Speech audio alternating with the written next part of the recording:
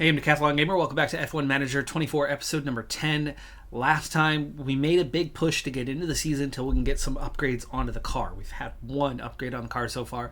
We still have further yet to push till we can get that second and third, maybe even that fourth upgrade on the car before we then jump into that driver's seat and take control and see what we can do with the team and with the performances and whether we can make that jump to get ahead of Kick Sauber. That's the objective, that's the goal, but we've got to make a push to get there. So let's just get right into the push part.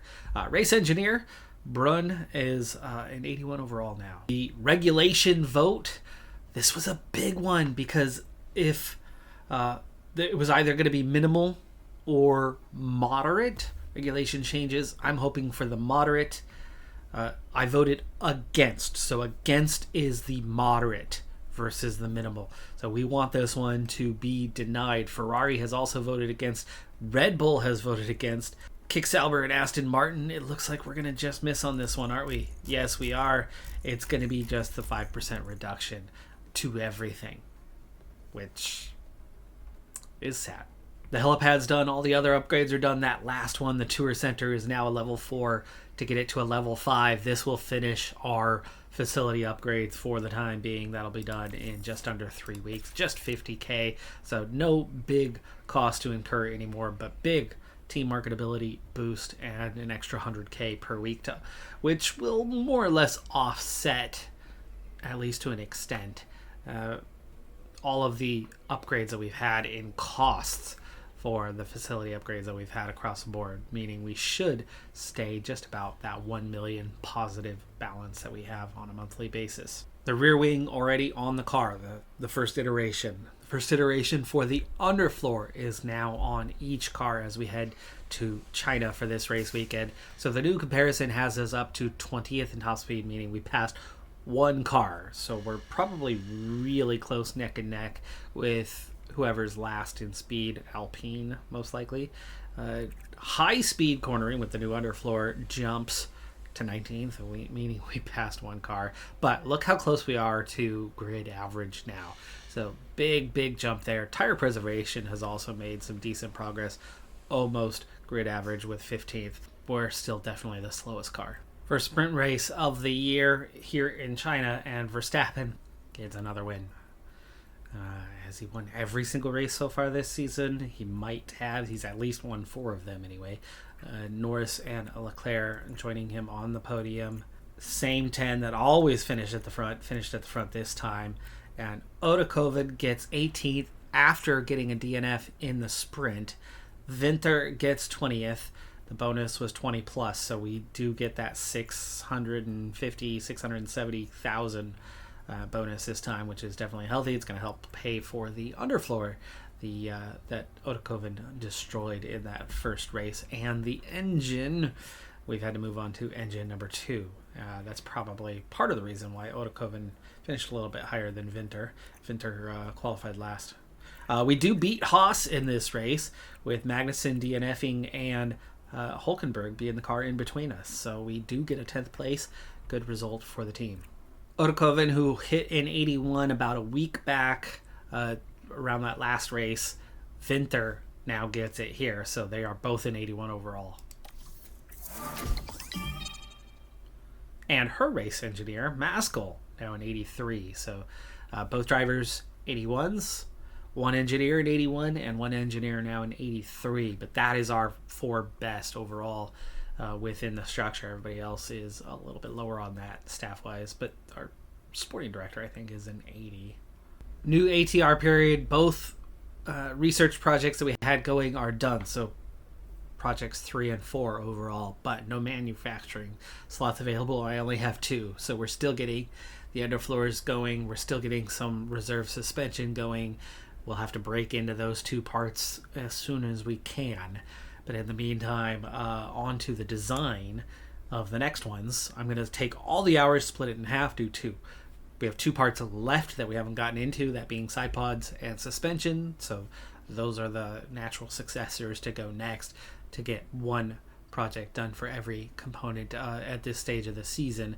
Again, the engine cooling is a problem, but we are going to get some at least moderate gains.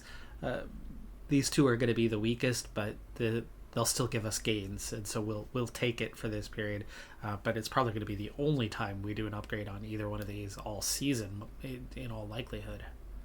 In the case of the suspension, it's just straight up not worth it. Without the facilities, we are talking about literal no gain. For a lot of hours getting put in, even after shedding the weight, which lowers the durability. That trade-off for sacrificing the durability, not worth it at all. So suspension is not going to get a single upgrade this year. So that means I'm going to cycle back to where we began with the rear wing and get some significant medium speed and good high speed gains, and still add a chunk of top speed to it, putting a slight emphasis on it this time, but definitely not like before. But that's because we've already made massive gains. Drag reduction at 46% now. We're going to add another 6 on top of that, and that's going to bring us above 50% in the drag reduction. It's weird that that's where we're at. I mean, that's a long ways to go. The 5% reduction. Look what we just gained on this part after going all in on the last one. And we're making really, really solid gains. So we are gaining ground on the field, even without the facilities, even with only a couple upgrades at a time. That does bring me back down to 15 million for the time being, covering off that extra money that we just got out of sponsorship deals, but not putting us in any sort of net debt. We're about to turn the month and gain another $1 million instead of lose it. Finances are doing just fine. What a difference a year makes, as we are doing so much better on the driver development side.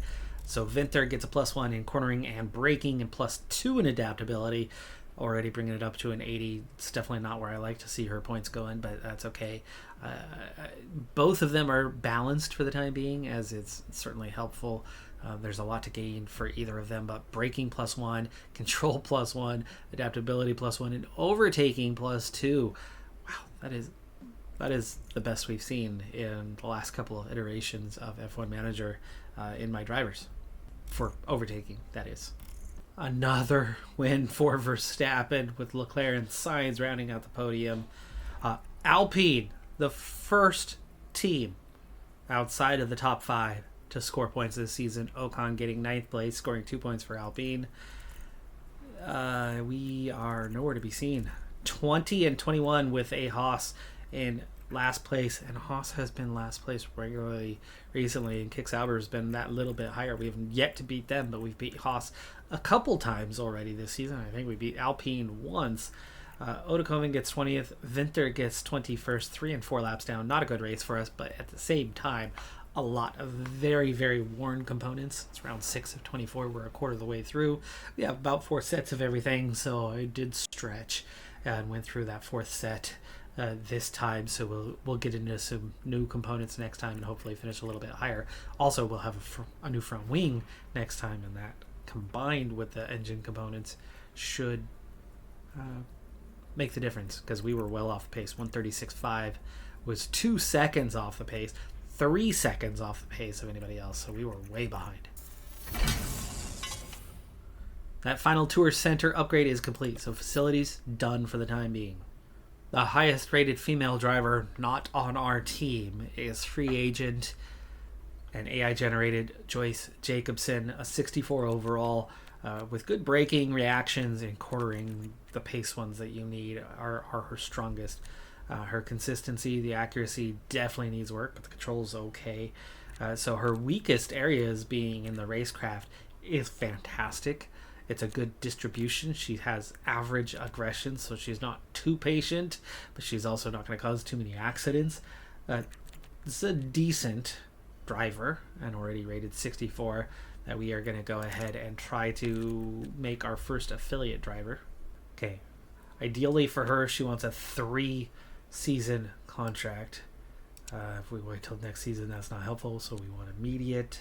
Not exactly the contract I was looking for here. The breakout multiplier going down to next to nothing. Signing bonus taking a healthy jump, but being very much acceptable. But the salary, over $1 million. when we nearly had a deal at 160K. That's nearly a $1 million jump. It's a $900,000 jump from what was close to being a deal. That's a big ask, but it's 1 million. It's definitely not the 25. We'll take it. Sponsor period coming to an end. Target achieved, of course, 3.6 million, and we still have a pretty healthy cushion. It's only going to take 3 events. We are doing so much better on the promotion engagement side, which is what we saw that last time, right? You get better at doing these things as you get those facilities built and have higher marketability and higher performance ratings from those facilities, making this pretty dang easy to do now, still having a healthy cushion with only doing 3 events, and we'll get our 3.66 million again. Monza, Verstappen sweeping everything. Fastest lap, fastest car, winning every race. Hey, Leclerc and Norris again on the podium. No changes there, and it's the same 10 that it's been all but one race this season, and 9 of the 10 in that 7th race, last race. Winter 20th and Oedekoven last. Everyone finished the race. No DNFs. We had a similar pace to the back markers, but remember, we lack top speed. And even though we added a half a kilometer an hour, it's already back down to being last. We already have the slowest car yet again. We've closed the gap up a little bit to everybody, but we're still at the back. And so, yay, upgrades, a few. That's why I said it was going to take at least 4 before we were going to have any chance of being competitive. It's a last place finish for us. I take it back twice. Twice there's been a 9th place finish for somebody in the grid. Ricardo took a 9th, and Ocon a race ago. Otherwise, it's been the same 10 drivers throughout the season, with Stroll and Russell picking up the fewest points, and Mercedes being slower, even though they perform much higher than that level in real life. For the first time this season, both drivers do get into the top 10 for fastest pit stops. That adds the most points we've seen, 8 there, now 22, which was more than we had all of that first year. And again, I think that's that sports director being that little bit higher rated than what we had in last year's one. Even though our overall staff rating average is down, that's the highest position this time around. And it seems to be making a difference. The intention was to go to that 3rd or maybe 4th component, but at this stage, the car is not yet competitive. Verstappen, not yet beaten. He's got another win, Piastri and Perez on the podium with him, and the same 10 drivers as always. Alpine being best of the rest.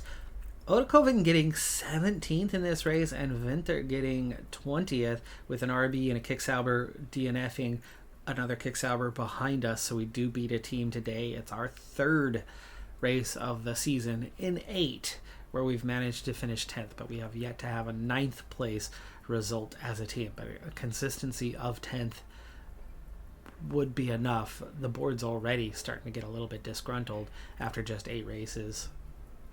Pit stops again, we're on the fast side, 4th and 7th this time. And that brings us up to 7th in the rankings with 40 points, 18 of them. Like I said, 19 was all we earned last season for fastest pit stop. 2 stops each, but 3 of the 4 stops that we had today were all on the better side of what our average would be. Less than a 10th, but still a better than average pit stop in 3 out of 4. And then 1 a bit slow without mistake, just slow. Both drivers getting their bonus this time. Lately, I have settled in on 20th and 20th for each of them. It's 2 cars to beat. It's 1 or 2 DNFs, beat 1 driver sort of thing, and you're getting, the maximum. Long term, I think the occasional miss, though, I think we've maybe made slightly more than we would have otherwise, because a few of those misses were last place finishes where it was 22nd, so even the 21st wouldn't have mattered. Oedekoven already leveling up again, now in 82 overall as a driver, progressing very quickly, and our side pod design is done. We'll see how quick we can get that on the car. I just started manufacturing the chassis. It took a while to get some space freed up as we only have those 2 slots for manufacturing. Finances hanging on at 17 million. We're going to wait until the next ATR period before we go and do any more research projects, but the development side, the manufacturing side, is still very much a necessity. Rear wing done in 9 days. The manufacturing, it's already occupied, so it's hard to get anything. But 1 day until a suspension is done. I was kind of doing that as a filler. I might do the 1 day, stop that, and then work on manufacturing, the new component that just finished. The side pods. Hi, she just keeps asking for more and more. We are in the literal happy zone for Joyce Jacobson with it locked in, but she just keeps saying no. Going back to the table, you can see how we're above the happy zone. Now the breakout multiplier is just gone. That's so tiny anyway. Okay, that's the happy zone right there. Contract declined. And now has no interest. We are literally dead center on the perfect zone, and she still doesn't sign. Very confusing, that, but it is what it is. No Jacobson for the time being anyway. Can we talk to her again in a month or two? I don't know. Maybe. Oh, no refund. Well, in that case, money's precious enough. I'm not going to produce... I'm not going to cancel the suspension project. We'll just have to wait a week. I do find it a little weird that the board is disappointed and not satisfied. I mean, we're talking about 3 successes and 5 failures. Like, it's almost neutral. But that's not successes, really. It's satisfied. They're not happy. I think 1 happy would offset and see them be satisfied and have that board confidence come up, because the only thing that's below target is the actual season objective of 9th. The objectives themselves, the finances, are all good. It's just that race performance being just below that mark. Into June already, and driver development update includes Vinter getting a +1 in braking, +2 in smoothness, +1 in adaptability, +1 in reactions. And for Odekoven, +1 in cornering, +1 in braking, +1 in control, smoothness, and accuracy. Just incredible rate of progression. That is going to do it for this episode, though. I'm Decathlon Gamer. Like, comment, subscribe, and I'll see you next time. Have a good one. Be safe out there. Bye for now.